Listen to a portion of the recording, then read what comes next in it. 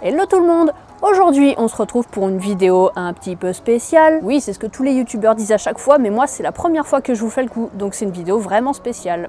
Aujourd'hui, j'ai envie de vous présenter quelques réalisations que j'ai faites dans le cadre professionnel. Pour ceux qui me suivent depuis au moins l'été dernier, ou ceux qui vont jusqu'au bout de mes génériques, vous savez que dans la vraie vie, je suis graphiste freelance, ou plus exactement motion designer.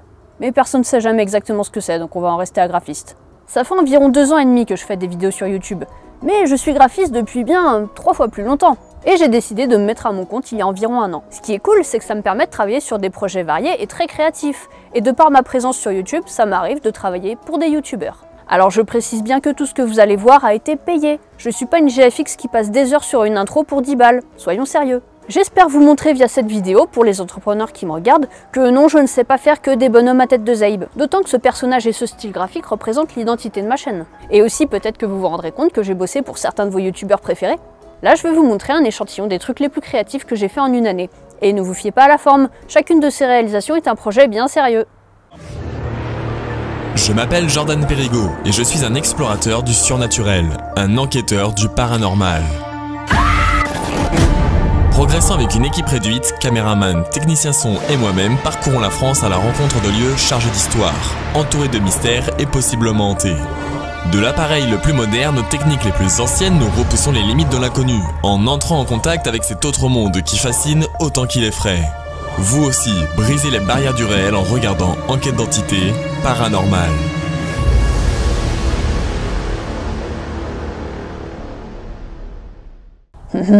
Et oui, ça, c'est moi.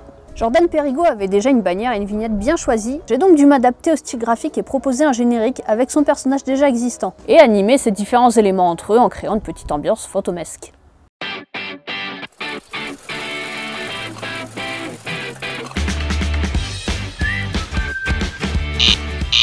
Eh oh, ouh, je suis là. Où? Comment? Quoi? C'est de moi dont il parle là. Tu veux que je t'explique?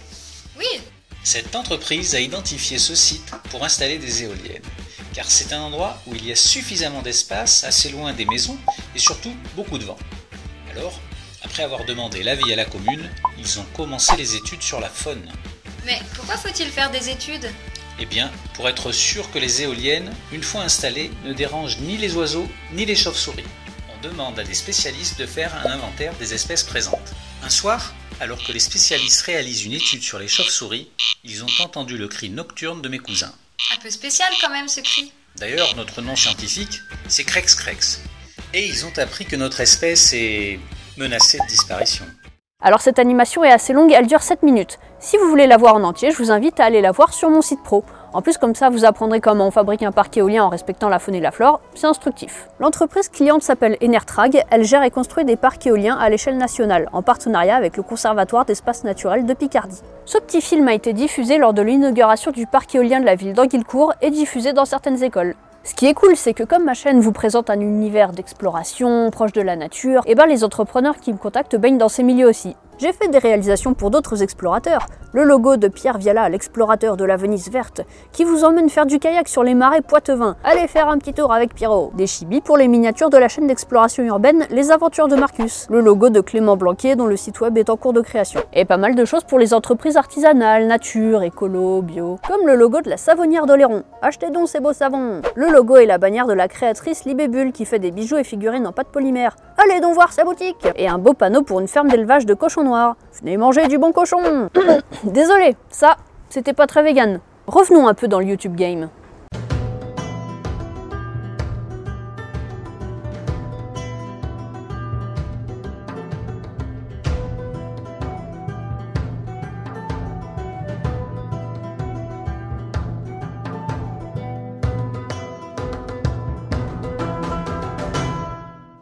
Petite intro pour le format Funforge sur la chaîne YouTube La Forge d'Aslak, une de mes premières réalisations en tant que freelance. Le challenge ici, c'était que monsieur voulait ses tatouages exactement pareils que dans la vraie vie, exactement au même endroit.